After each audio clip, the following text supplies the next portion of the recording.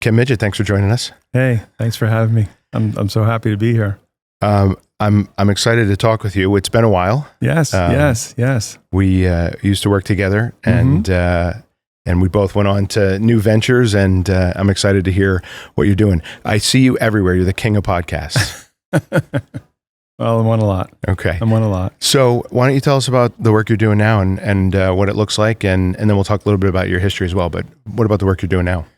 Yeah, I work for Interplay Learning, and we're a company that makes training specifically for the skilled trades. So it's electric, plumbing, HVAC. We have some other variables too, carpentry, solar. But we make very specific training and very special training. It's video-based and simulation-based. So I feel personally above what the company feels that simulation is going to be what you're going to see in education as time progresses and it goes forward, because it's just so engaging. And, the other thing about it that's so cool is that, when you do something video-based, you can show the what and the why, but you really can't show the how, right? And that simulation picks up that spot, right? So in a classroom environment, you can actually walk a student right through a simulation, save money on your consumables, and increase your shop time, because now that person, when they come out, they're going to be so much more ready. So think of like all back in the Temple days, the LE1 where I show, then you practice. Okay, so this is that, the software is showing them, right? Provided they're following the task that, on your performance objective that you want, but it is super cool. It redefines that I do, we do, you do. Yes. So when it can run, with a headset, you can use a VR headset, which is now the person's completely immersed in the room, to running on an iPad, a desktop, laptop, Surface Pro. It runs on anything but a phone. The simulations won't run on a phone yet. And so the work you're doing is working with which sectors? We talked about this a little bit before. It breaks through various sectors, correct? Yes. We work in the EDU space in the secondary side. We also work in the post-secondary side of it. A lot of technical colleges have our content and using the program. Use it effectively, you can really make your classroom run efficiently. Now, I know you don't want to talk about specific clients, but you had said there was somebody you're going to work with in a couple of weeks here, and they're not an education client at all. Right. We have different verticals. So we have multifamily, right? So think of a hotel from an apartment complex to facilities maintenance. So think of a big building, a hospital, a school that needs to be maintained. We have that vertical. And then we have plumbing, HVAC, and electrical. And they all kind of blend together for those first two that I mentioned. So a large client that might have buildings all over the country, they have to be maintained. And many of these large clients have got away from the subcontracting model and start to use things in-house because they have more control over what's happening. So the programs that we have are designed to ramp a person from, you could have somebody who was a dishwasher one day, and in 60 days, they're doing some basic plumbing and basic electric and changing filters on an HVAC system. So it's very, very applicable and it's scalable. That's the big thing. So it can go countrywide. Do you build custom programming, or are they programs that are already native to the platform? We have some custom where manufacturers employ us to do their content, and it's their specific proprietary information. Right. We have some of those out there, and our content can run in like any platform. If you almost any LMS, you can run it in. It sounds push like it right in. It sounds like then it allows you to standardize practices across even the country, or across an entire division that maybe you would have had to spend a lot of time traveling or whatever the case may be to standardize those practices. It's very very flexible that way to be used in a lot of different applications. So what division of the company are you with specifically? My title is the plumbing market director. Okay. One of my closest friends, Dan Clapper, he is the HVAC market director. So our titles are just a title. We really have a lot of autonomy. We're very lateral moving people. We're not necessarily going up and down, but a lot of lateral movement. We support everybody in the company. We're the real technical and contractor voice of the company. Wow. And so how did you get to that spot? What's your history? Crazy story. And you never know where life takes you. And I always believe that everything in life that you do happens for a reason. And I left a highly successful business in 2008. I had an opportunity to teach career and technical ed. I loved kids, and I coached a lot of soccer, and that kind of built my love for teaching them. And applied for the job. I got the job and started working there, and I thought, this is going to be great. I'm just going to sit back and tell these kids plumbing stories. I quickly learned that that's a little more to education than that. And went through the process and took the program. It was floundering a little bit, and didn't have quite a good number of people into it. Took it from that to a waiting list. And in a short period of time, about 3.5, 4 years, it started to really grow. And part of that reason is I had a huge occupational advisory council. It was 65 members plus. So I had quite the presence in the industry, and I was gifted with that because I came into the position that way. I already had all those contacts. And when I started to release students and they saw what the student product looked like and acted and behaved like, then it just made a machine. It was a co-op machine. It was just spitting out apprentice plumbers like crazy. It was always very impressive to see. So that's how we know each other, is through that career technical school where you were the plumbing instructor, and you were always the go-to. If a teacher had questions about an OAC, you had to see Ken Midgett. If a teacher had questions about business and industry partnerships, you got to see Ken Midgett. And so I guess I'm curious, how did you know to do that? How did you build that from your work, in plumbing, to knowing that was going to be hugely important? And then eventually, I remember your seniors would graduate and you had such strong business partnerships. Not only were they clamoring to hire those students, right? But your business and industry partners were making sure that those students were ready to enter the workforce, giving them tools, giving them experiences, all kinds of things. Yes, so how did you know to do that? And then I guess tactically, how did you improve that process incrementally in what you did? Yeah, that's a great question. I could tell you, in my early days in the classroom, I can remember the director who was in charge when I got hired was Clyde Hornberger. And he came down one day and we were just talking, about the classroom and how things are going. He says, listen, I'm going to give you some advice. I want you to run this classroom like you're out of business. And I had owned two successful businesses before I became an educator. So that kind of just clicked with me. It made me think about this strategically from a growth perspective. Like what are the things I need to set in place for this to take off? Obviously classroom management's a big deal. And I prided myself on that because I had excellent management skills. And I had the industry connections, and I knew that if I could make this avatar that would leave my program and go into the industry, that I would make something that everybody wanted from this program, plumbing contractors. Right. So that's kind of what I did, and I spent just as much time coaching students and teaching them soft skills as I did on their technical aspect. And I know that's not really what you're supposed to do in the classroom, but at the end of the day, I spent a tremendous amount of time grooming them to behave the way business owners want them to behave and the way managers want them to interact with them. And I had the luxury of having that business experience. I was on that side of the fence, so I know what I would look for in the perfect person. And the co-op program grew specifically and became highly competitive because of the job shadows. I eventually got to the point where I was coaching them so well that I would, in a 5-week period, I would do 120 job shadows with maybe 15 students. They would just be going everywhere for the day. And they knew, like, there were certain rules, like that phone does not come out unless that person asks you to take your phone out.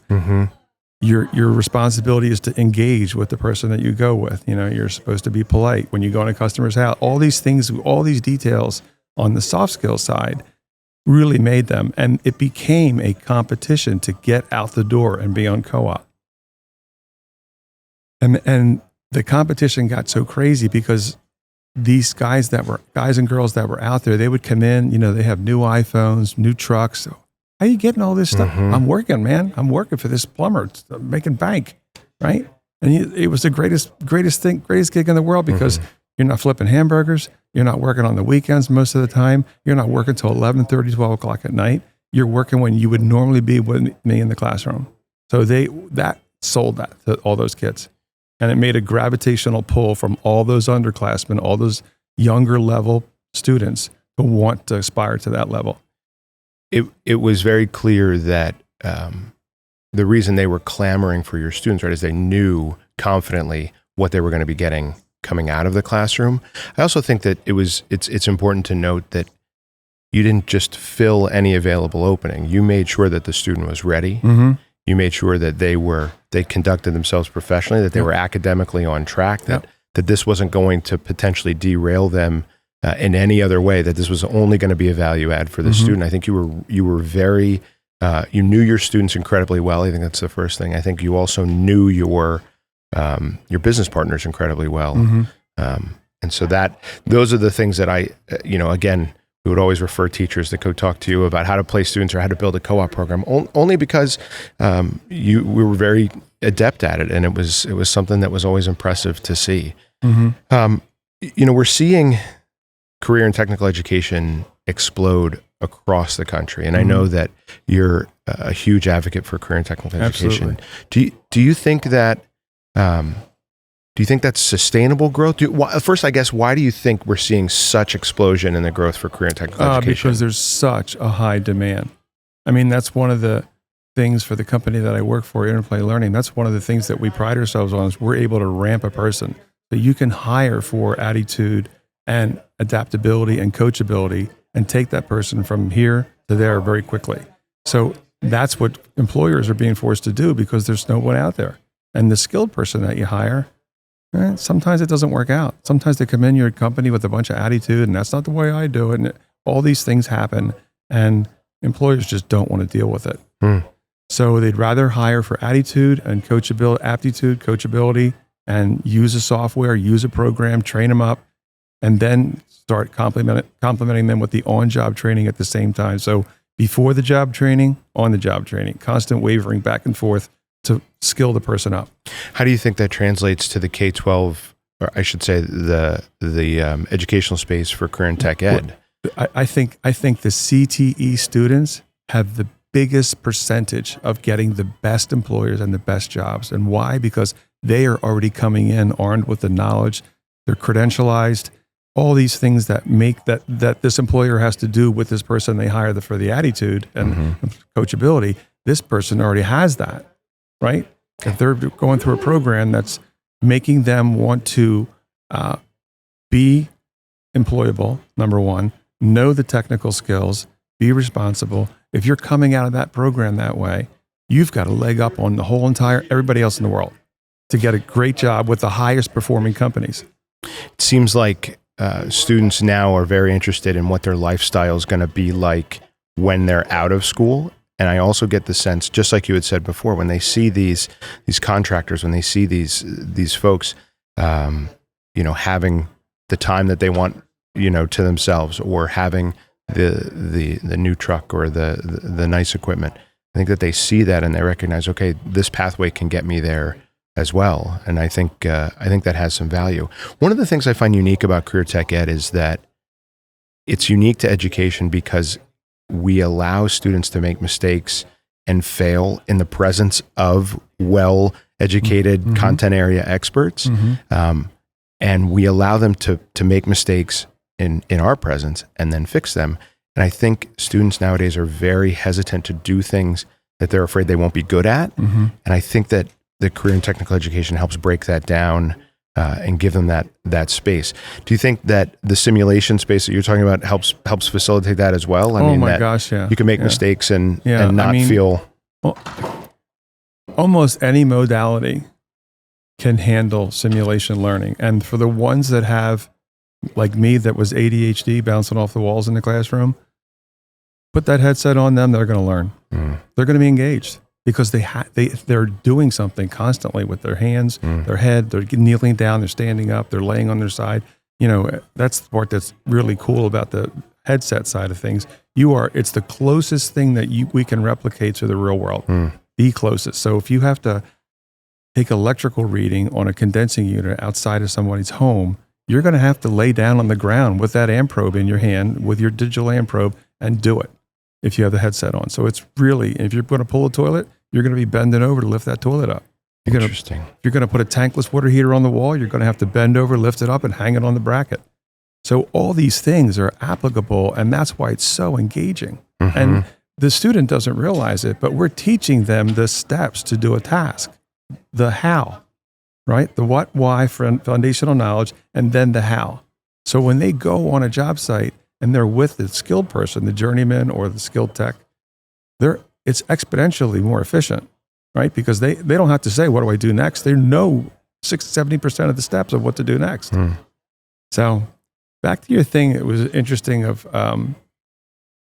in the classroom with students who are they're not afraid to make mistakes because they're in the presence of somebody. I can remember being challenged when I was in the classroom and saying that career and technical ed does not have enough critical and creative thinking components. And I would say, really, I struggle with that because, I had all these projects they had to build, and my students would build a project and it had to be to industry standards. It had to look like they were. I used to say to them, when that project's done, we're going to put it in a museum. And 1 million people are going to walk by that. They're going to see your name on it. So don't think because it's behind a wall, it can look junky. It needs to look professional. It can't leak. The measurements have to be right. So I taught very efficient training. So measurements, like how to read a ruler. They knew how to read a ruler because everything was measured, everything they did. And they knew about aesthetical value. They knew about professionalism, that it's an art. Plumbing is an art done by artisans, right? That's what they got taught. And I used to say to them when they would have a leak or something was wrong, they would ask me a question. And we handled it 2 ways. If you ask me a question, you have to either come with 3 resolutions, and they can be crazy, or I don't answer. My answer is going to be, that's a great question. Let me know how you make out with the answer. And I would walk away.